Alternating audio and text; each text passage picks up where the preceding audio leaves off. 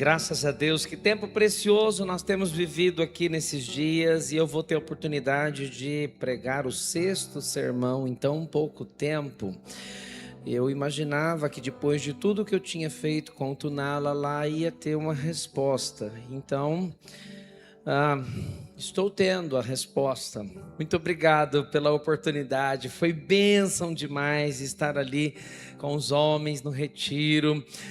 Tive experiências incríveis que eu jamais vou esquecer. Como, por exemplo, eu não vim preparado para tanto frio. Eu não imaginava que aqui nevava e nada desse tipo. E quando cheguei ali, quanto mais subia a serra, mais minha roupa não era apropriada. E quando cheguei naquele lugar, ventava. Me disseram que Jaraguá não venta, que é calor, mas não me disseram que eu não estaria em Jaraguá. Então eu vim preparado para Jaraguá do Sul e me levaram bem para o sul. E, por fim, foi um tempo precioso. Consegui dormir depois de demorar 2 horas para me aquecer e muita oração.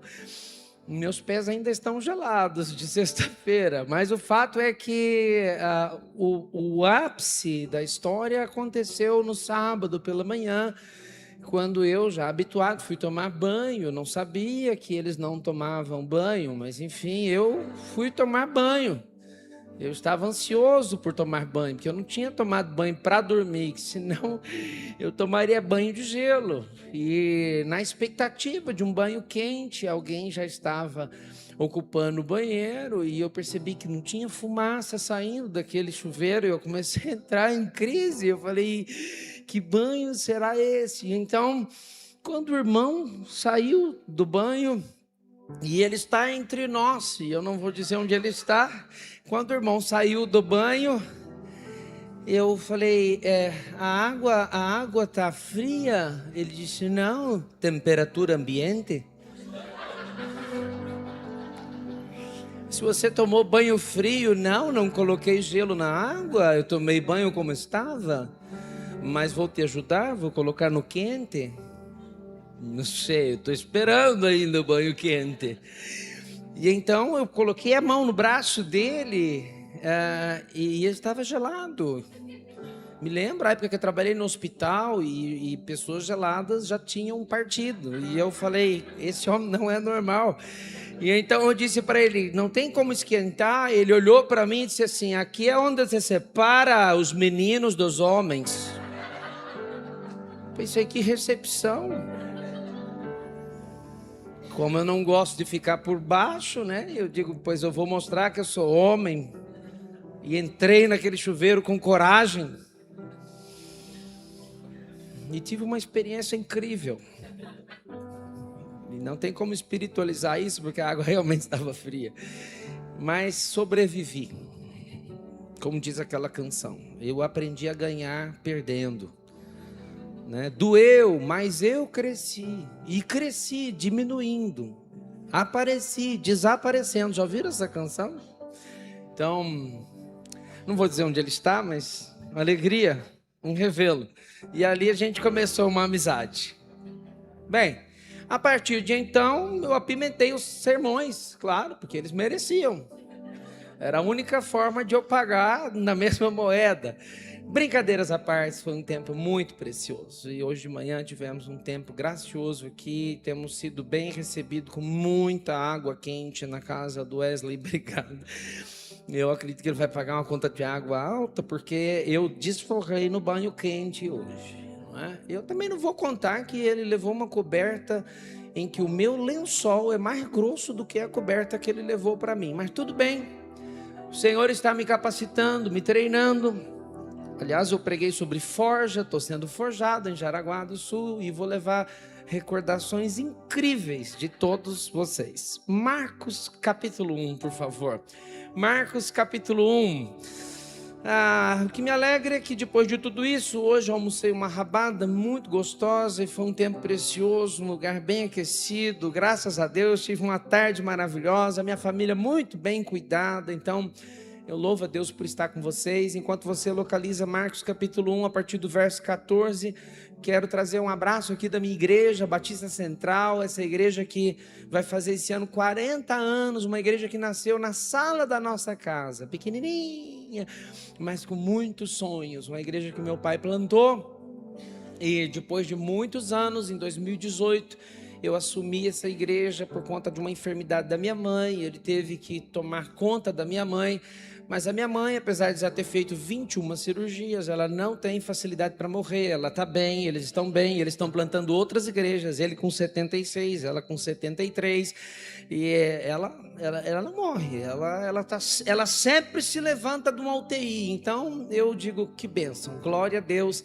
porque o que seria o final do ministério foi o início da plantação de mais uma igreja. Ano passado plantamos 11 igrejas, esse ano vamos plantar mais 9, já estamos começando a plantação de 2 agora, esse mês que passou, e eu nasci para isso, eu amo fazer isso. Eu encontro às vezes com pastores, filhos de pastores, às vezes, o ministério pastoral é muito difícil. Eu fico pensando, o que será que foi que aconteceu com eles? Porque para mim o ministério pastoral é uma grande bênção, uma grande honra. Eu não tenho nenhum tipo de trauma. Meu pai, sendo pastor por 40 anos, conduziu a igreja de uma forma muito linda, e eu só descobri que a igreja era imperfeita depois que eu já estava na juventude, porque para mim a igreja sempre foi minha família. Eu não tinha irmãos, né? O Senhor levou 5 irmãos meus, eu não tinha irmãos. Meu pai, ele não tem irmãos, então veja como minha família é grande, né? Porque como meu pai é filho único, eu sou filho único, então eu não tenho irmão, não tenho tio, eu não tenho sobrinho, não tenho primo. A igreja é tudo para mim, a igreja é minha família, então eu sou apaixonado pelo Senhor e apaixonado pela igreja do Senhor Jesus. Eu quero meditar com vocês no tema, e quem já estava comigo no retiro e hoje de manhã sabe que eu vou falar o tempo inteiro. Anote, escreva, porque quando nós anotamos, nós estamos dando valor àquilo que é falado. E eu falo isso com muito amor, com muita humildade, porque aprendi isso na minha adolescência. Tudo aquilo que é importante, a gente coloca na agenda, e tudo aquilo que é importante, a gente anota. Por isso a gente tem que ter uma agenda de oração, por isso a gente tem que ter uma agenda intencional, por isso que a gente anota os sermões, a gente vai no encontro, a gente anota o que foi falado no encontro, porque aquilo vai internalizando e a gente vai usando aquilo que a gente aprendeu na vida de outros. Permita só um comentário sobre isso. Não quero ser chato não, mas me lembro uma vez quando meu filho estava indo para os Estados Unidos, e eu ofereci para ele meu sermonário, porque ao longo desses tantos anos, eu prego desde os 8 anos de idade, meu primeiro sermão foi com 8 anos, meu primeiro esboço foi com 8 anos, e eu disse para o meu filho: João, já que você vai para os Estados Unidos, eu quero te dar um presente, eu quero te dar o meu sermonário, para que você use os sermões que eu já preguei em tantos lugares. Tem aqui, na época tinha 1.800 e poucos sermões, eu vou te dar esses sermões para te abençoar. Ele então pegou o celular, abriu o celular e falou: pai, não precisa. Ele abriu o bloco de notas e tinha quase 200 sermões que ele foi anotando um por um. Tudo que o senhor pregou está escrito aqui. Porque muitos sermões eu preguei antes de ele nascer e ser alfabetizado. O Senhor me ensinou a anotar. E é por isso que eu estou indo. É por isso que eu estou cursando um seminário teológico. É por isso que eu quero continuar esse legado. Onde o vovô, ele chama de vovô, é pastor. O senhor é pastor e eu quero ser um pastor também. Que lindo foi aquilo. Saber que o seu filho está sentado não só escutando você falar, mas absorvendo, anotando, valorizando. Então, façamos isso. E eu gostaria de dar um título a esse sermão: um chamado extraordinário. Há um chamado extraordinário para mim e para você. Palavra do Senhor em Marcos, capítulo 1, a partir do verso 14, diz: depois que João foi preso, Jesus foi para Galiléia proclamando as boas novas de Deus. O tempo é chegado, dizia ele, o reino de Deus está próximo. Arrependam-se e creiam nas boas novas. Andando à beira do mar da Galileia, Jesus viu Simão e seu irmão André lançando redes ao mar, pois eram pescadores. Então disse Jesus: sigam-me, e eu os farei pescadores de homens. No mesmo instante, eles deixaram as suas redes e o seguiram. Indo um pouco mais adiante, viu num barco Tiago, filho de Zebedeu, e João, seu irmão, preparando as suas redes. Logo os chamou, e eles o seguiram, deixando Zebedeu, seu pai, com os empregados do barco. Eles quem? Os discípulos e Jesus foram para Cafarnaum, e assim que chegou o sábado, Jesus entrou na sinagoga e começou a ensinar. Grife essa palavra, ensinar. Todos ficavam maravilhados com seu ensino, porque ele lhes ensinava como alguém que tem autoridade e não como os mestres da lei. Justamente naquela hora, na sinagoga, um homem possesso de um espírito imundo gritou: o que queres conosco, Jesus de Nazaré? Vieste nos destruir? Sei quem tu és, o Santo de Deus. Cale-se e saia dele, respondeu Jesus. O espírito imundo sacudiu o homem violentamente e saiu dele gritando. Todos ficaram admirados, ou tão admirados, que perguntavam uns aos outros: o que é isso? Um novo ensino e com autoridade, até aos espíritos imundos ele dá ordens, e eles lhe obedecem. As notícias a seu respeito se espalharam rapidamente por toda a região da Galileia. Logo que saíram da sinagoga, foram com Tiago e João à casa de Simão e André. A sogra de Simão estava de cama, com febre, e falaram a respeito dela a Jesus. Então Jesus se aproximou dela. Interessante, tem às vezes palavras sucintas que nos mostram como Jesus tratava as pessoas. Olha, então ele se aproximou dela, tomou-a pela mão e ajudou-a a levantar-se. A febre a deixou e ela começou a servi-los. Ao anoitecer, depois do pôr do sol, o povo levou a Jesus todos os doentes e endemoniados. Toda a cidade se reuniu à porta da casa, e Jesus curou muitos. Por que não todos? Porque é soberano. Ponto. Ele faz o que ele quer. Nós não determinamos nada para ele. Curou muitos que sofriam de várias doenças. Também expulsou muitos demônios. Não permitia, porém, que estes falassem, porque sabiam quem ele era.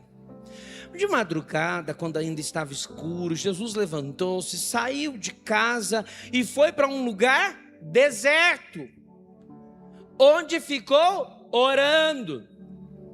Simão e seus companheiros foram procurá-lo, e ao encontrá-lo disseram: todos estão te procurando. Jesus respondeu: vamos para outro lugar, para os povoados vizinhos, para que também lá eu pregue. Foi para isso que eu vim. Então ele percorreu toda a Judéia, pregando nas sinagogas e expulsando demônios. Um leproso aproximou-se dele e suplicou-lhe de joelhos: se quiseres, podes purificar-me.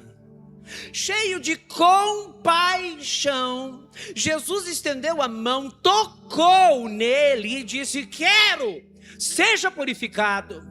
Imediatamente a lepra o deixou e ele foi purificado. Em seguida Jesus o despediu com uma severa advertência: olhe, Não conte isso a ninguém, mas vá mostrar-se ao sacerdote, ofereça pela sua purificação os sacrifícios que Moisés ordenou, para que sirva de testemunho.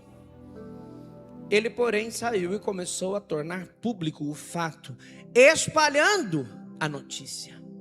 Por isso Jesus não podia mais entrar publicamente em nenhuma cidade, mas ficava fora, em lugares solitários. Todavia, assim mesmo, vinha a ele gente de todas as partes. Uau!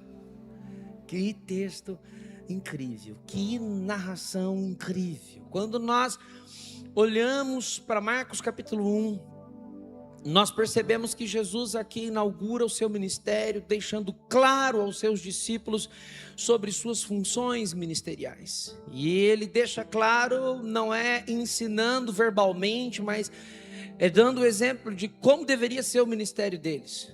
Ou seja, ele mesmo mostra com ações sobre como eles deveriam agir no chamado discipular. Encontrando com diversas pessoas, com diversos povos, com diversas situações, como eles deveriam se portar diante delas. Portanto, com base no texto, nós precisamos entender, em primeiro lugar, anote, fomos chamados para ensinar o Evangelho. Há um chamado para nós. E às vezes nós pensamos que chamado é tão somente entrar numa faculdade teológica, uma universidade, se preparar, pegar um carro, um ônibus, talvez um voo, ir para o outro lado, para outro continente, outra língua, e então nós fomos chamados para. Mas nós precisamos entender que aonde nós estivermos, nós fomos chamados para ensinar o Evangelho. E o que me chama mais a atenção é o verso 22. Olha o verso 22. Todos ficavam maravilhados com o seu ensino, porque ele lhes ensinava como alguém que tem o quê? O que diz aí? Autoridade. E não como mestres da lei. Ou seja, aqui nós encontramos uma ação, mas também encontramos uma reação. E tudo no mundo funciona assim. Há sempre uma ação e uma reação com base nessa ação. Qual é a ação? Ensinava com autoridade. Então, enquanto Jesus ensinava com autoridade, por onde ele passava, e aqui o texto mostra um determinado lugar onde ele passava, em todo o seu ministério ele fazia o mesmo. Enquanto ele ensinava com autoridade, essa sendo a ação, havia uma reação. E qual era a reação? Ficavam maravilhados. Eu posso imaginar. Uau! Que isso? Queridos, eu creio que nós precisamos nessa noite empregar algumas perguntas para nós. Fazemos algumas indagações importantes a esse respeito. Primeira indagação: nós temos ensinado o Evangelho por onde passamos? Nós temos ensinado o Evangelho onde moramos, onde vivemos?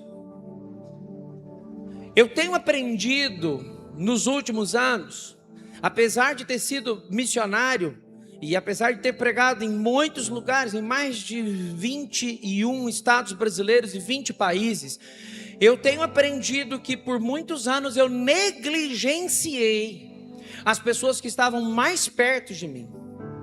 O ensino começa do outro lado da mesa, com os meus, com meu filho, com a minha casa. Ele atravessa a rua, ele passa para o outro lado da rua, do outro lado do bairro, do outro lado da cidade, do outro lado do estado, do outro lado da nação. E assim, esse ensino, ele acontece de forma escalonada. Aonde você está, você prega o Evangelho. Aonde você está, você ensina. Aonde você está, você testemunha.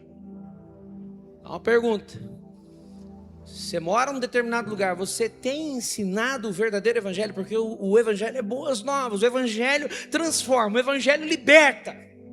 Tem ensinado o Evangelho para a sua família? Tem ensinado o Evangelho para os seus vizinhos? Tem ensinado o Evangelho para o seu colega de trabalho? Eu me lembro uma vez que eu estava num pequeno grupo e uma irmã recém-chegada fez um pedido de oração interessante, meio estranho. Ela disse: eu gostaria de pedir pela minha chefe, que Deus leve ela embora daquela empresa. Eu não aguento mais ela e eu estou sendo perseguido. E eu disse assim: irmã me perdoa, mas eu não vou fazer essa oração. A irmã está naquele lugar para apresentar o evangelho para ela. Então nós vamos orar pela conversão dela. O pequeno grupo vai fazer agora 7 dias de jejum e oração pela salvação daquela mulher. Poucos dias depois ela disse: a minha chefe, ela mudou completamente, e agora ela está aberta a escutar o evangelho que transforma.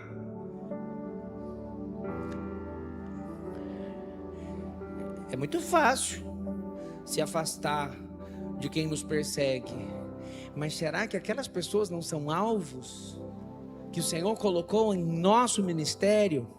Segunda pergunta: quando ensinamos, as pessoas ficam maravilhadas? Quando você fala do evangelho, qual é a expressão dela?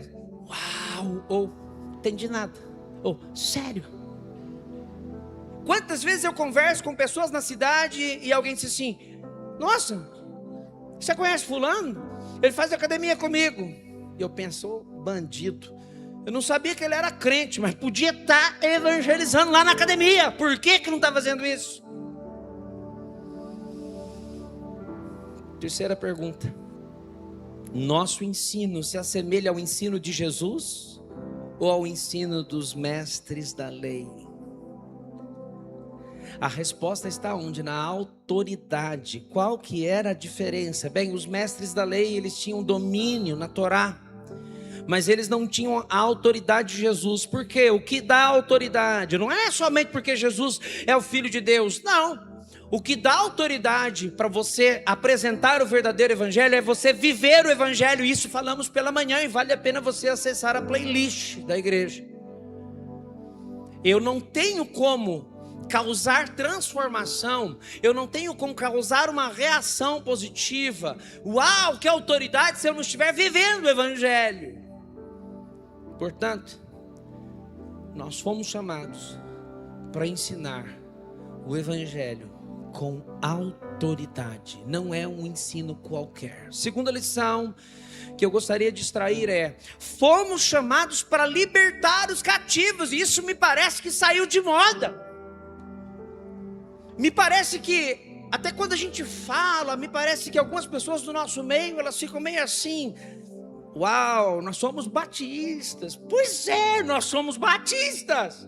E batistas creem, pregam que nós devemos orar e proporcionar libertação para os cativos e oprimidos. Para isso nós existimos. Ainda mais eu, que venho de uma família espírita, que meu avô incorporava toda hora, era terrível. Então, a minha família passou por um processo de libertação. E libertação é nada mais, nada menos do que o evangelho transformar aquela vida. Mas me chama muito a atenção, a primeira coisa que chama a minha atenção está no verso 23, e nós precisamos nos antenar a isso. O que nos denota o verso 23? O local onde o demoniado estava. Onde o demoniado estava, gente? Na sinagoga, no templo, no culto. Às vezes a gente tem a ideia que alguém que está oprimido, alguém que está encarcerado no cárcere espiritual, precisando de libertação, está bem longe, talvez do outro lado da cidade, talvez em promiscuidade, e às vezes ele está sentado do seu lado. Às vezes nós temos a ideia que está bem longe do sagrado, bem longe do culto, bem longe da igreja, e não temos a ideia que às vezes o Senhor traz essas pessoas para o nosso ambiente. E às vezes nós passamos por elas e não somos capazes de ministrarmos libertação sobre a vida delas. E elas entram e saem no pequeno grupo, entram e saem na igreja, e ainda não tomaram uma decisão pelo Senhor Jesus, em não entregar a vida ao Senhor Jesus. Não foram libertas de seus traumas. A segunda observação está na fala do demônio. Olha lá o verso 24, parte B. Sei quem tu és, ó Santo de Deus. Ou seja, Jesus ele é conhecido. E nós carregamos Jesus no peito. Por onde passamos, Jesus está em nós, Jesus está conosco. Então, se nós somos representantes de Cristo na terra, por isso chamamos cristãos, pequenos cristos, nós temos que promover libertação às pessoas que estão ao nosso redor. Isso não é um tema fora de moda, eu acho que é um tema que está mais na moda ainda agora. Quantas pessoas estão vivendo oprimidas, com opressão, com possessão, com obsessão. Eu não quero entrar nesse mérito aqui para não entrar numa teologia que pode ferir a teologia do vosso pastor, mas depois você conversa com ele sobre isso. Em terceiro lugar, aqui no texto fica nítido a autoridade do nome de Jesus. Olha o verso 27, de novo. Todos ficaram tão admirados que perguntavam uns aos outros: o que é isso? Um novo ensino, e com autoridade, até os espíritos imundos ele dá ordens e eles lhe obedecem? Posso fazer uma pergunta? Qual o valor, se é que podemos precificar, qual é o preço de uma vida liberta das garras de Satanás? Porque só arruma confusão com algumas situações quem ainda nunca experimentou, como quando alguém ainda nunca teve uma experiência. E eu digo a vocês que todas as vezes que nós vamos plantar uma igreja, todas as vezes que nós vamos começar um trabalho, a gente se depara com pessoas como essa do texto. Quantas vezes eu brinco que o meu pai tem imã para esse tipo de gente que precisa de libertação. Portanto, sim, nós fomos chamados para libertar os cativos. Tem muita gente que precisa de libertação no nosso meio. Por isso, para de brigar com seu parente, para de brigar com a pessoa do seu trabalho, para de brigar com o seu professor, para de brigar. Você está brigando às vezes com o demônio e não sabe. É melhor você orar, jejuar, apresentar o evangelho, declarar libertação sobre aquela vida. Terceiro lugar. Terceira lição: fomos chamados para curar os enfermos. Eu fiquei tão feliz que eu cheguei aqui e vi vocês orando por enfermos, e vi vocês falando de cura. Se eu for contar o que o Senhor já fez na minha vida, na vida da minha família, não precisava nem entrar na vida da membresia da igreja. Mas você está falando com um aborto, você está olhando para uma criança que aos 4 meses de gestação, minha mãe foi diagnosticada com rubéola. E o médico diz: você vai ter que tirar ela. Não tem como prosseguir com a gravidez. E ela disse: não, esse é o filho da promessa. Porque minha mãe já tinha perdido 3 filhos. E ela segue com aquilo, 8 meses de gestação, faz ultrassom e diz: olha, seu filho realmente está com problema de má formação, todo deformado, principalmente pernas, braços. E seguramente ele vai nascer com retardamento mental. Bem, aí eu também já não sei. Normal, não foi. Mas isso é só para você dar uma respiradinha. Mas o fato é que minha mãe foi para o banheiro da clínica, se ajoelhou e disse: Senhor, esse é o filho da promessa. E ele vai perfumar nações com o evangelho que liberta. E a igreja mobilizou em oração. E eu nasci. Foram 3 primeiros anos difíceis, mas para a glória do Senhor, estou aqui cumprindo o propósito do Senhor. Eu sou um milagre ambulante. Casei com uma mulher estéril, e o meu sonho era ter pelo menos 10 filhos. Então descobrimos que ela não podia ter filhos. 6 anos de casado, e nós tínhamos uma vigília. Nossa igreja tem hábito de fazer vigílias longas, de 4 dias, 3 dias. Esses dias mesmo tivemos 40 horas de adoração, só ia trocando as bandas. E é um trem maluco, e a gente orando, e a gente abraçando, e pessoas sendo libertas. Pensa num negócio batista. Bom demais. Não deixe ninguém nos rotular. Nós somos batistas, sim, gente da Bíblia, mas gente cheia do Espírito Santo também. Há unção em nós, o Espírito do Senhor está sobre nós, Que negócio que é esse? Nós não precisamos ser frio, gelado. Não tem esse negócio de ficar rotulando. E numa dessas vigílias de 88 horas de oração, nós apresentamos nosso desejo de ter um filho. E nasceu o João Vitor, para a glória do Senhor. A médica diz: você jamais vai poder ter um filho, porque a gravidez dela foram 8 meses de cama. E se você tiver um outro filho, pode ser que você não resista. E ela com medo, a gente sem saber o que fazer. Então não vamos fechar a fábrica logo aqui. E eu comecei a falar sobre adoção. Então, por fim, fizemos um combinado. Vamos fazer o seguinte: você não vai tomar remédio nenhum, vamos deixar nas mãos do Senhor. 3 anos somente orando. Veio quem? O Mateus, para a glória do Senhor. Os 2 filhos perfeitos que amam o Senhor. Milagre. O que mais? O Antônio dos Santos, ano retrasado, membro fundador da igreja. Tem vários problemas de saúde. Ele não tem um osso no joelho. Você vê ele chegava na igreja de muleta. Uma família sofrida. Os filhos nas drogas. Pensa no homem que já sofreu demais. E ele ajudou a gente a começar a nossa igreja. Dedos atrofiando. O irmão Toninho, ele tocava violão. Ele dedilhava. Ele dava aula de violão. E numa de nossas vigílias, o Senhor disse: eu quero. Lembra do texto? Eu quero curar o Toninho.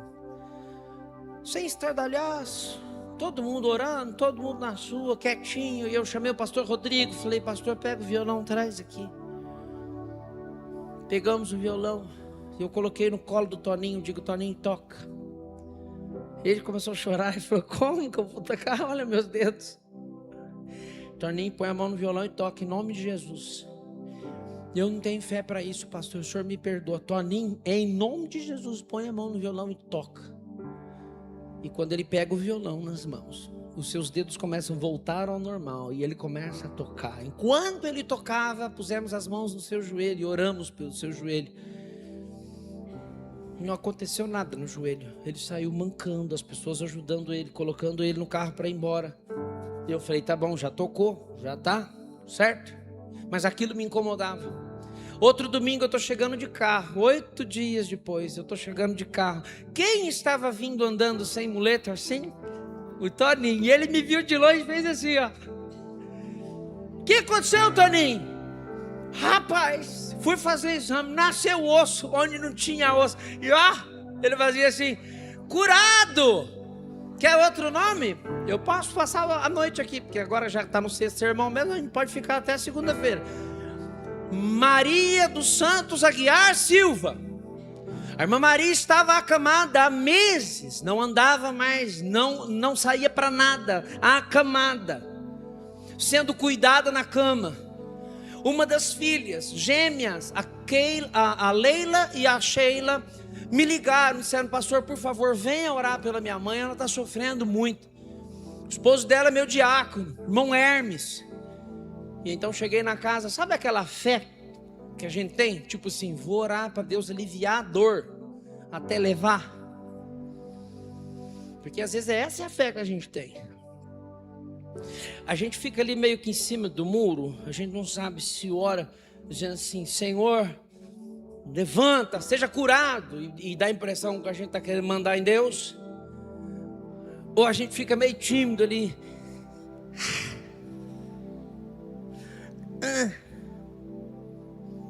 E eu confesso para vocês que eu fui lá para orar, para encomendar a irmã Maria.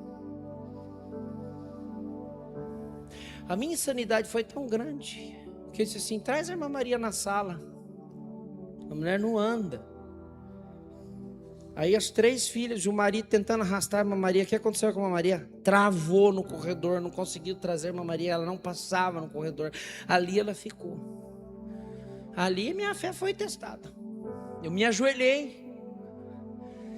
E a Sheila disse: ora, pastor, por favor, ora, não precisa chegar na sala. Como assim? Tu não tem juízo mesmo de tirar a mulher da cama? Então agora já está aqui, ora aqui, que não tem como chegar na sala. E eu não consegui orar. Eu fiquei 40 minutos calado, Até que uma delas começou a orar dizendo: Senhor, dá fé para o nosso pastor. Dá fé para o nosso pastor e mostra quem o Senhor é, porque nós cremos. Que vergonha, que vergonha. Porque é muito bonito pregar sobre cura. É lindo, o Senhor cura, eu quero ver nessa hora. É bonito falar de discipulado, eu quero ver discipular. É bonito falar em evangelizar, eu quero ver evangelizar. Porque pregar é uma coisa, agora viver o que prega é outra. E então ali eu orei. A oração mais curta que eu já fiz da minha vida. Eu escutei no meu ouvido: eu quero. E eu disse: Maria de Aguiar Santos Silva, em nome de Jesus, levanta e anda. Foi só isso. Ela se levantou e ela na parede, ela começou a bater a mão na parede. Ela está lá, se você quiser ir ver lá, ela está lá.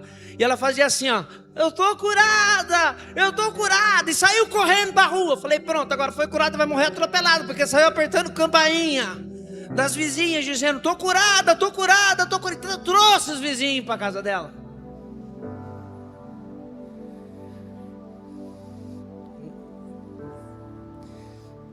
Entendeu? Você pode viver essa experiência, levando cura, levando alívio para muita gente. Tudo que nós precisamos já habita em nós. Olha que coisa mais linda. Ao anoitecer, verso 32, depois do pôr do sol, o povo levou a Jesus todos os doentes e endemoniados. Toda a cidade se reuniu à porta da casa. Meus queridos, olha isso aqui. Se reuniu à porta da onde? Da casa. Jesus curou muitos que sofriam de várias doenças. Qual que é a lição que nós tiramos aqui? Sabe, a porta da casa, dos PGMs, sabe? Tem que ter gente querendo entrar, porque está acontecendo alguma coisa ali diferente, que não acontece em lugar nenhum. É gente sendo liberta, é palavra sendo ensinada com autoridade, curas acontecendo. Tem que ter alguma coisa diferente, não é só reunião para comer coxinha. Portanto, fomos chamados para curar os enfermos. Quarta lição: fomos chamados para interceder pelos aflitos. Depois de um dia intenso de trabalho, depois de ter ensinado, depois de ter libertado, depois de ter curado até altas horas da noite, o que Jesus fez? Olha lá, verso 35. De madrugada, já dizia o meu discipulador, de madrugada a fila é menor. De madrugada, quando ainda estava escuro, Jesus levantou-se, saiu de casa e foi para um lugar deserto, onde ficou fazendo o quê? O que diz aí? Orando. Nós estamos falando de Deus, nós estamos falando da segunda pessoa da Trindade, nós estamos falando de Jesus orando. Se ele orava, imagine eu e você. Se ele intercedia, ele nunca fez nada sem antes interceder, sem antes orar, sem antes colocar diante do Pai. Antes da multiplicação ele ora, antes de curar ele ora, antes de pregar, tudo que ele fazia, antes de escolher os discípulos, ele ora. E por que a gente não tem o mesmo resultado que ele? Porque nós não oramos como ele. Até quando nós vamos dar desculpas de agenda? Até quando? Quem colocou mesmo aquelas responsabilidades na sua agenda? Foi você, meu querido. Você que faz sua agenda. Vamos calibrar a agenda. Vamos orar. Vamos interceder. Vamos investir tempo. Vamos ter uma agenda de oração. Porque nós fomos chamados para interceder pelos aflitos. Quinto lugar, fomos chamados para pregar as boas novas. Nós não estamos aqui para botar medo em ninguém. Você já viu, tem dois tipos de evangelho sendo pregado hoje. O evangelho do medo, que parece que é um Deus fulminante, que vai acabar com tudo, e você ganha salvação, e perde salvação, ganha salvação, perde salvação, e agora vai e faz a campanha. E que loucura! Que troço mais esquisito! Parece que o tempo inteiro está tendo um negócio, uma guerra. Aí o diabo pegou você, aí você saiu do diabo. Aí, um negócio que não faz sentido. E que Deus poderoso é esse? Ele agora me libertou, agora estou nas mãos dele, agora estou seguro. Agora estou salvo. Aí tem um outro evangelho. O Senhor te ama. Vai dar tudo certo. Tu vai ficar rico. Hoje, se você... Eu vou contar uma história triste aqui para você ver. Certa feita nós fizemos um congresso na nossa igreja. E na nossa cidade, na época ainda tinha esse negócio de carro de som. E o carro de som passou bem numa ponte, num viaduto. E a mulher estava para se jogar. E o carro de som disse assim: Deus tem um propósito para a sua vida. Hoje, às 19h30, na Batista Central. Uau, uau, uau, uau. A mulher desceu, procurou e achou a igreja. Quando ela chega lá, ela chora copiosamente e ela conta a seguinte história. Minha mãe estava com câncer, fase terminal. Trouxe minha mãe para ser tratada aqui na Unicamp, que é uma cidade ao lado, está em Campinas, uma cidade próxima demais da nossa cidade de Paulínia, 12 quilômetros.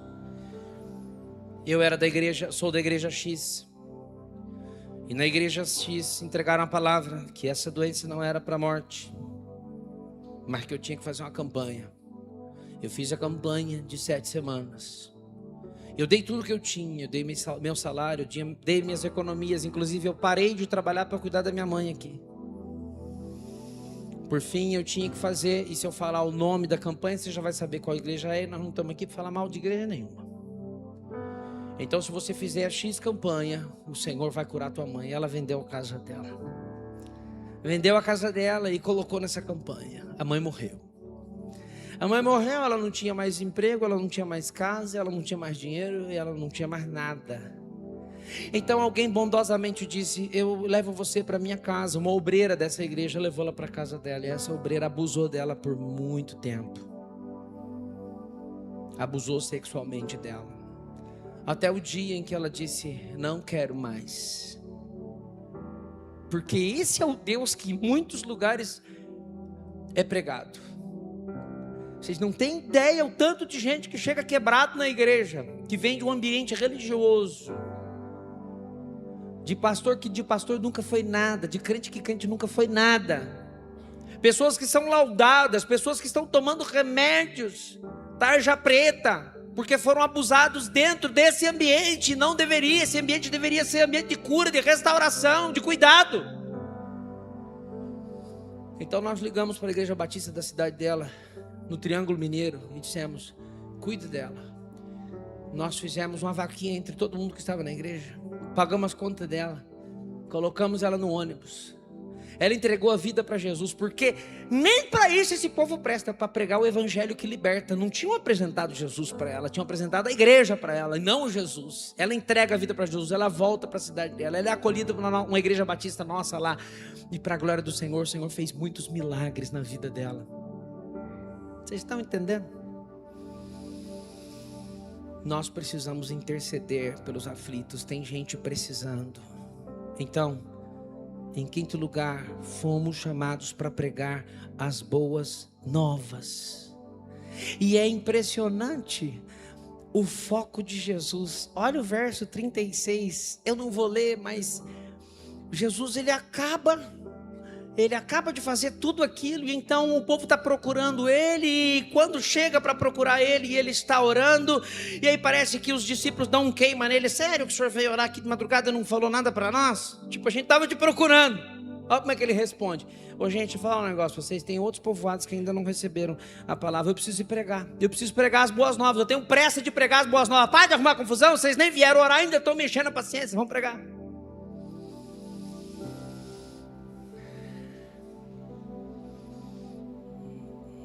Ele não voltou a dormir depois da oração da madrugada. Ele não virou para lá: que preguiça, tirar uma folguinha hoje. Eu não estou dizendo que você não tem que folgar, mas o senso de urgência de Jesus era muito grande. Sabe o que isso nos ensina? Que que nós precisamos ter senso de urgência. Jaraguá é o mínimo. Nós temos que pensar no estado de Santa Catarina, nós temos que pensar no Brasil, nós temos que pensar no mundo, nós temos que pensar em todos os continentes. É o mínimo. Jaraguá já era para ter sido alcançado. O mesmo com Paulínia, já era para ter sido alcançado. Eu fico pensando, essa nossa igreja tem 40 anos, já alcançou 6.000 pessoas, só que nós somos 115 mil. Às vezes eu falo para minha mulher, mas que difícil, eu me sinto derrotado às vezes de não conseguir fazer tudo que precisa fazer. Por quê? Porque não é todo mundo que entendeu o senso de urgência de pregar o evangelho das boas novas. Portanto, querido, não perca o foco. Há uma mensagem a ser pregada e você não precisa ser pregador de púlpito. Você pode apresentar esse evangelho das boas novas todo dia. Sexto lugar, eu estou chegando ao fim, fique tranquilo. Fomos chamados para testemunhar da transformação. Fomos chamados para testemunhar da transformação.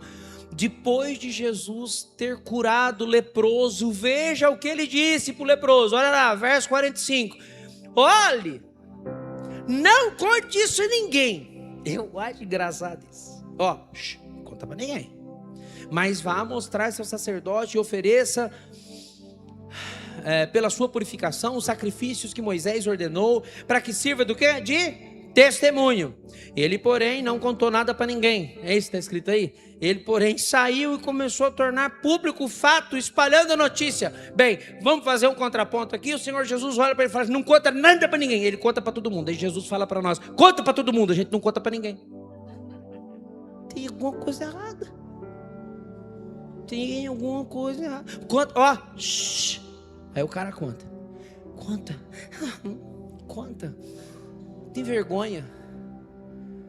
Ainda bem que a gente não é Deus, que senão a gente fala assim, tá descurado agora, doença de novo, infeliz, não contou nada para ninguém. Foi liberto, não contou nada para ninguém, tá preso de novo. Que bom que a gente não é Deus. Ufa. Me lembro quando eu ainda não era pastor, e eu disse para o meu pai assim, se eu fosse pastor dessa igreja, eu faria isso. Ele olhou para mim e disse, que bom que você não é, porque senão você teria feito tudo errado.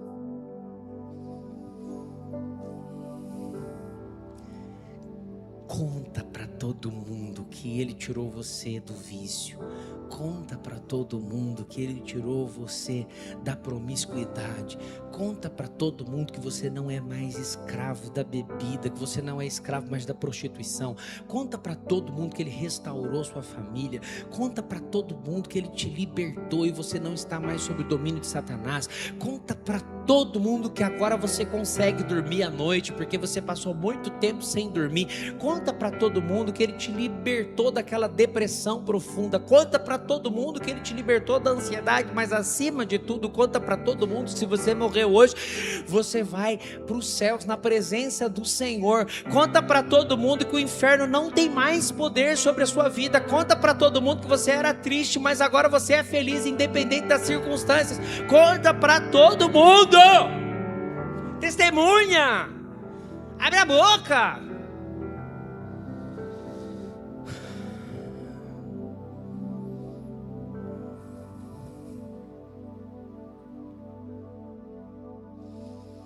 Não era para ter demorado tanto tempo assim.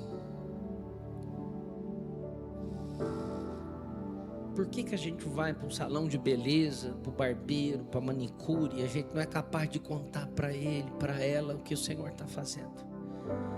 Você sabe o que eu faço? Quando Deus salva uma pessoa que eu estou trabalhando com ela, eu mudo de padaria, eu mudo de restaurante, eu só vou ali para consumir, para ganhar a pessoa para Cristo. O Lázaro, meu ex-barbeiro, quando Deus tratou a vida dele, a esposa dele, Deus abençoe. Aí peguei o Isaac. Agora o Isaac entregou a vida para Jesus. Sabe o que tem na barbearia do Isaac? Um PGM. Deus abençoe. Estou procurando um novo barbeiro. Sabe, bater papo. E coitado dos barbeiros com as cabeleireiras, com as manicure. Vocês estão achando que são psicólogo, psiquiatra? Em vez de você ficar lá enchendo as paciências, como se estivesse no divã contando desgraceira da tua vida, vai falar de Jesus. Vai levar um pão de queijo. Vai levar alguma coisa para sua manicure. Faz por ela algo que ninguém nunca fez. Convida ela para a tua casa. Minha esposa está fazendo isso, está discipulando a manicure dela. É um tal de trocar de manicure toda hora. Entregou a vida para Jesus, perdeu o cliente. Coitado do manicure. Perdeu a cliente, mas ganhou salvação. Qual que é melhor? O que você escolhe? Sétimo e último, senão a gente vai sair daqui 10 horas. Fomos chamados para acolher os necessitados. Eu fico muito feliz e é preciso, na nossa igreja nós estamos igualzinho. A nossa igreja é muito parecida, número de membros, estilão, pastor doido, tudo a mesma coisa, igual que nem. E nós demoramos para começar a mexer na estrutura, porque primeiro é gente, como diz Valmir Andrade, nosso negócio é gente. Não dá para comprar uma cadeira antes de botar uma cesta básica na mesa de uma pessoa que precisa. Não dá para comprar um teclado. O teclado é caro, gente. A bateria é cara. Aquele aquário nós temos igualzinho. Aquilo ali foi feito em 10 prestações.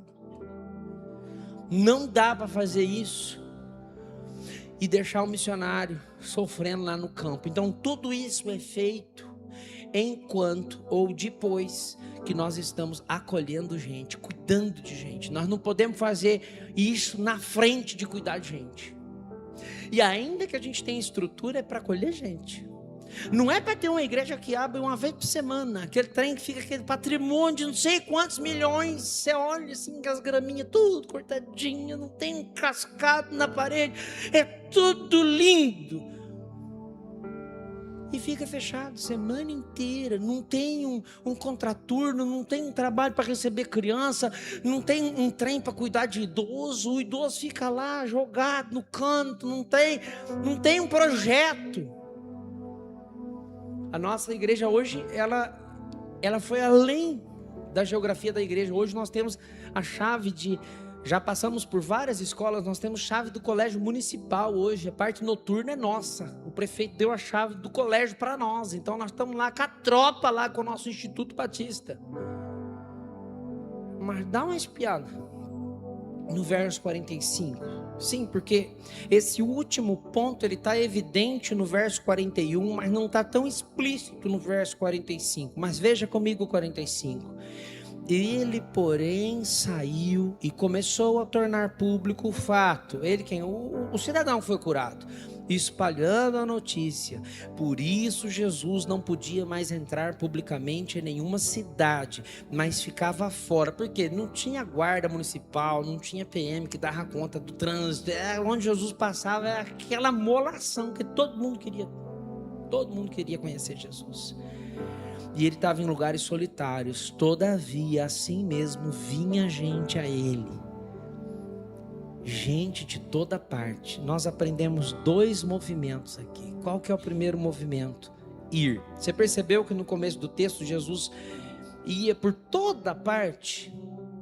Vocês perceberam que Jesus sempre foi em busca ou até o necessitado? Vocês perceberam que Jesus sempre foi ativo na questão relacional?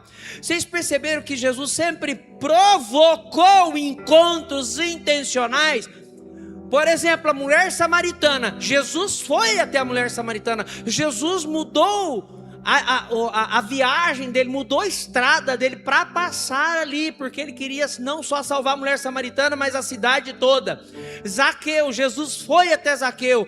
O filho da viúva de Naim, ele foi até eles. Agora, presta atenção, existe um segundo movimento. E a igreja não pode ter um ou outro. Tem um movimento de ir até o necessitado, mas tem outro de acolher. Jesus também sempre acolheu aqueles que o procuravam. Bartimeu procurou Jesus. Jesus, filho de Davi. E os abençoados dos discípulos, no tormento, mestre, não, você não está vendo a agenda desse, você está doido? Opa! Fazendo papel de segurança desses famosões apóstolos aí do inferno. Cuidado. Lembra de Jairo? Lembra das crianças? Os próprios discípulos estavam tentando impedir as crianças de vir até Jesus. Gente, nós não podemos, pelo amor de Deus, nós não podemos impedir o povo que Deus está trazendo para perto de Jesus. Nós temos que conectar o povo a Jesus. Lembra da mulher do fluxo de sangue? Ela foi até Jesus e Jesus nunca rejeitou nenhum deles. Ele para a viagem, ele cura aqui, ele segue, ele continua aí. Em nenhum momento ele deixa ninguém no meio da estrada. E eu vou contar para vocês um negócio que está acontecendo hoje. Não sei se está acontecendo aqui em Jaraguá, mas em Paulínia está e muito. Tem hora que a gente não está jogando a rede para pescar um peixe. Os peixes estão pulando dentro do barco. Parece que os peixes estão assim, sabe? Os peixes, tipo, nós precisamos ser pescados. Aí os peixes... E a igreja não está dando conta de cuidar dos peixes que estão entrando no barco. Porque nós estamos distraídos com um bocado de coisa. Porque minha agenda, porque meu trabalho. Deixa eu falar um negócio pra você. Meu pai sempre disse: o senhor vai tacar fogo em tudo. Tu tá trabalhando muito. Eu trabalho demais. Na maioria das vezes a gente trabalha para ter coisa que a gente não precisava ter. Eu só compro roupa porque abençoado aqui fica me enchendo a paciência. Amor, você é pastor de uma igreja relevante. Amor, você tá toda hora para lá e para cá. Porque se depender de mim, eu uso a mesma roupa. Pouco me importa. Pouco me importa. Eu fui criado por um pai que plantou uma igreja montado numa bicicleta barra forte, levando minha mãe na garupa e eu no cano, pregando Jesus e saindo 3 horas da manhã para atender endemoniado e indo para delegacia para poder tirar a gente de lá da delegacia e assando batata 2 horas da manhã com um jovem drogado. Eu fui criado assim. Então pouco me importa o que eu vou ter, o que eu vou deixar de ter. A minha urgência é outra. 3 anos atrás, minha esposa trabalhava no emprego, ganhava 10 mil reais. Para nossa realidade é muita grana. Eu disse para ela: larga esse emprego. Nós precisamos de ajuda na igreja. A igreja vai pagar para você 0 reais. Vem trabalhar na igreja. Ela monta no carro todo dia comigo, 1 hora da tarde, e vai para a igreja até noite. E aí vem aquela coisa assim: os meninos são criados, traumatizados. Meu filho, ele começa a dormir em casa, ele acorda na frente do hospital, começa a dormir em casa, acorda na frente da casa de alguém, começa a dormir na igreja, acorda em casa. É uma coisa assim, meu filho dorme tudo quanto é lugar. Sabe o que vira lata? Mesma coisa. Aí não vira aqueles meninos enjoados que... Eu vou te dar uma profecia do caos. Qual que é a profecia do caos? A gente trabalha. Tem gente na minha igreja que trabalha em 2, 3 empregos. Louco, disse o Senhor. Não é assim? Louco. Aí o cara trabalha para dar para o filho o que ele não teve. E não dá para o filho o que ele mais precisa, a presença. Tira o bife da mesa, come ovo, mas fica com a tua família. Tu quer saber onde o pastor de uma igreja do tamanho da nossa mora? Pois eu lhe digo: uma casa de 2 quartos com um banheiro, que a gente faz fila e ora para o outro terminar logo para usar o banheiro, num lugar de periferia na cidade, e está tudo bem. E nós não temos carro próprio. Esse carro que está aí é da igreja. Fica a dica: a igreja precisa ter um carro para o pastor. O pastor não tem que ficar pensando em coisa, em adquirir, em ter posse. A gente dá condição para ele não passar fome, e ele vai ganhar almas e treinar a gente, capacitar líderes. Solta todo mundo na linha assim da pipa. Vai, voa. Aí a gente termina a casa. 19 quartos, 15 banheiros, aquele trem, aquele luxo. Aí na hora de curtir os filhos, nós vamos curtir os filhos. Eles foram embora. Os filhos foram embora. Olha que tonto que nós somos. Aí eles vão embora. Aí eles não têm mais aquela intimidade conosco. Por quê? O pai está sempre trabalhando, a mãe está sempre trabalhando. É tudo terceirizado. O governo cria o menino. O governo cria o menino. Cria com ideologia de gênero. O menino não sabe. Ô pai, não sei se eu sou menino, não sei se eu sou menina. Quem eu sou? E indo miserável traz para a igreja dar jeito. Tem que dar jeito em você. Como é que nós vamos dar jeito com 1 hora? E isso quando não fica desesperado porque o culto acabou, porque quem assistir fantástico. Você tem coisa mais fantástica do que estar aqui? Na época do domingo legal. Esse aqui que é um domingo legal, escutar a palavra do Senhor. É aquele desespero. Não dá tempo de dar um abraço no irmão. Não dá tempo de perguntar como o irmão está. Por quê? Aí vai para casa que até 2 horas da manhã, infeliz, assistindo Netflix. Não tinha tempo para ouvir da palavra. Não tinha tempo para falar do Senhor. Vocês estão entendendo onde eu quero chegar? Pelo amor de Deus, vamos mudar essa história. Vamos trabalhar menos. Porque nós não precisamos de luxo. Vou te ensinar. Quando você for comprar, não compra peito de frango. Não compra frango desossado. Compra o frango inteiro, que é R$10 o quilo. Aí você já economiza. E tu que é o macho da casa, vai lá e pica o frango. Faz um pouco a passarinho, já deixa um pouco o peito de frango para fazer. Já faz o estrogonofe, né? Assim que a gente faz em casa. E tu vai encher a geladeira com 20% que você ia gastar. Administra o teu recurso em vez de ter que trabalhar mais e não ter tempo para falar de Jesus. Não precisa ficar comendo no restaurante toda hora. Não precisa ficar fazendo viagem internacional. Não precisa usar roupa de grife.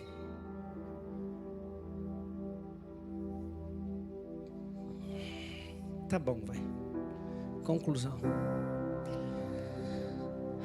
Pelo menos 2 características de Jesus ficaram explícitas para nós. Primeiro, intimidade com o Pai. Tudo que Jesus fez foi com base na intimidade com o Pai. Segundo, compaixão pelos necessitados. Sabe por que a igreja não faz o que Jesus fazia? Sabe? Porque a igreja não tem a mesma intimidade que Jesus tinha com o Pai. E não tinha a mesma compaixão que Jesus tinha pelas pessoas. Vamos mudar essa história? Feche seus olhos, por favor. Quero orar com você.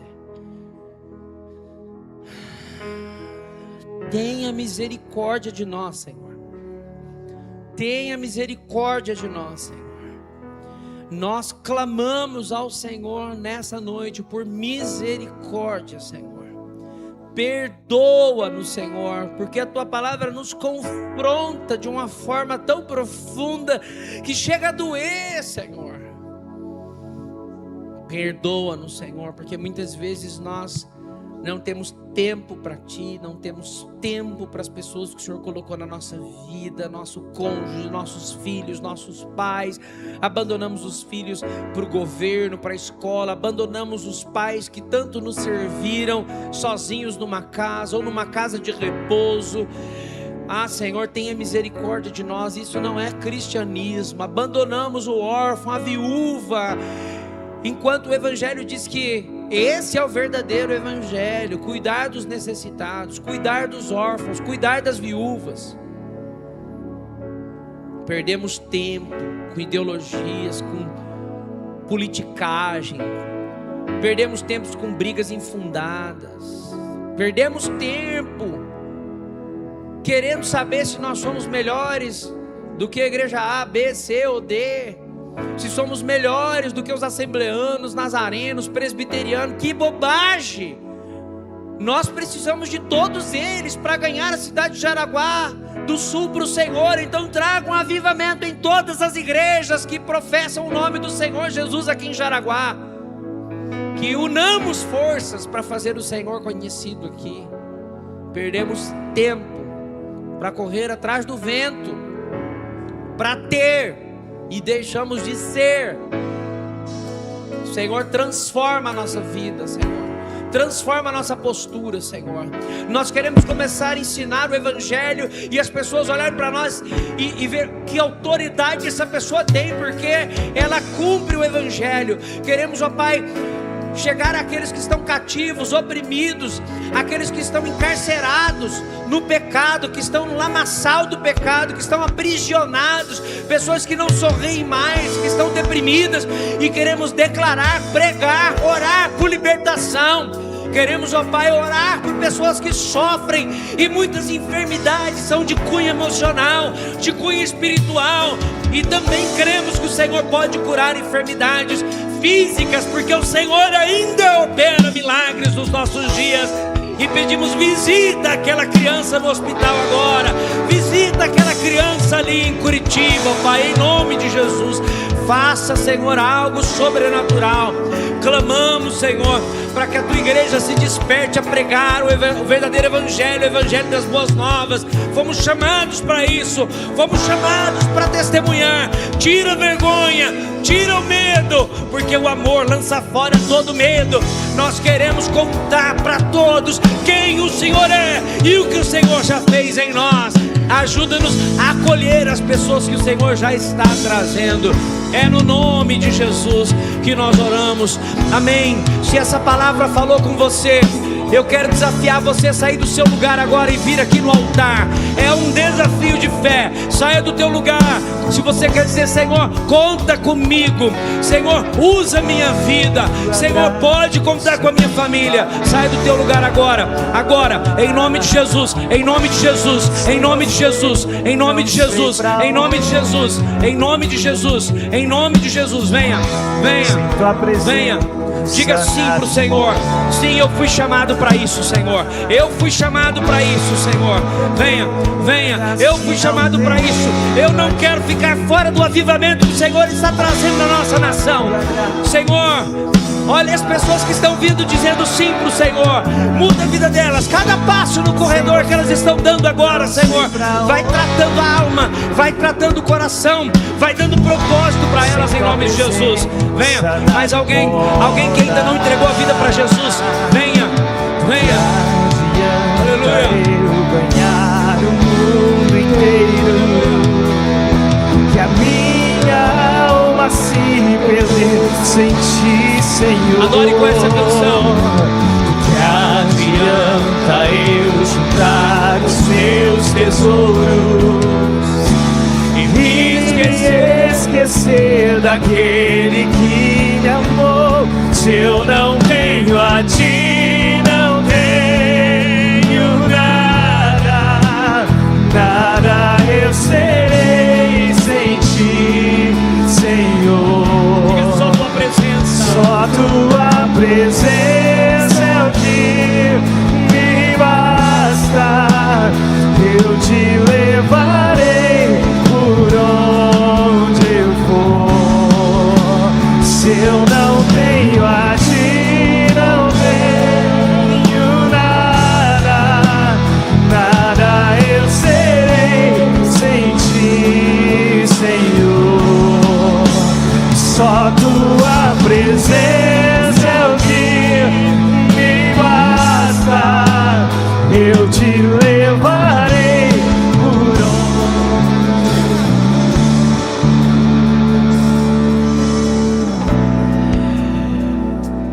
Se houver mais alguém, venha. Venha em nome de Jesus. Venha sem demora. Venha sem demora. Diga: Senhor, eu abro minha vida. Senhor, eu abro minha casa. Me usa, Senhor, para que o Senhor quer fazer e está fazendo em Jaraguá.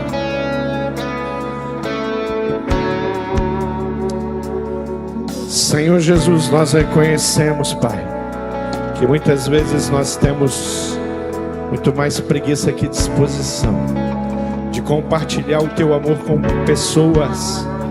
Muitas vezes nós comentamos as coisas que acontecem na cidade, na vida de pessoas, e nós vivemos numa terra de pessoas com sentimento suicida.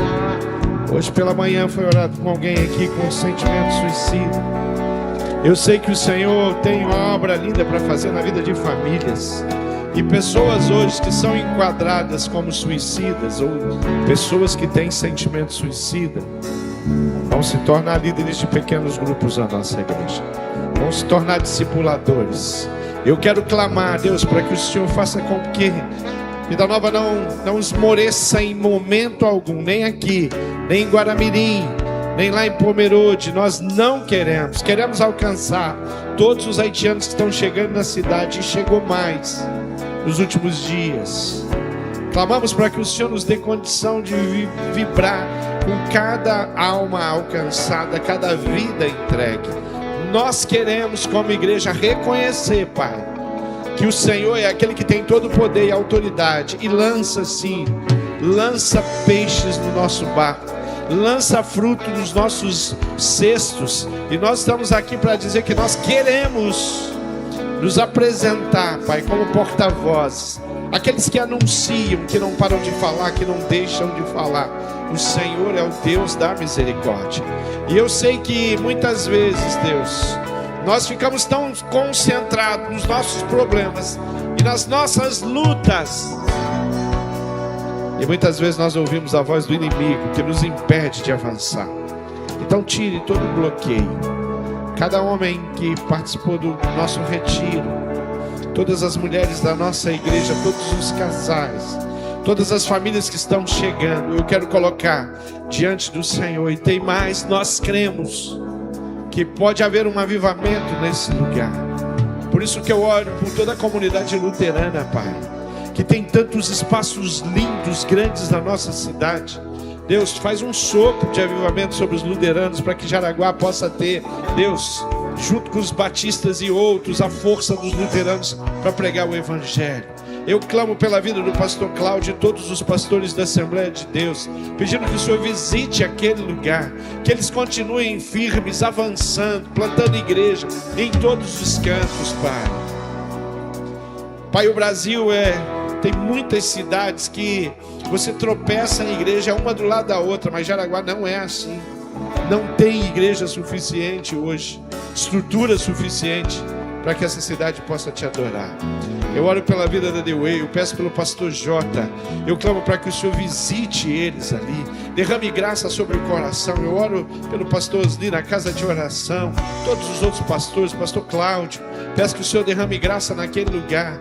Pai, ajusta cada vez mais a nossa linguagem para que ela seja tão bíblica, que essa cidade não vai resistir ao teu poder e o teu amor.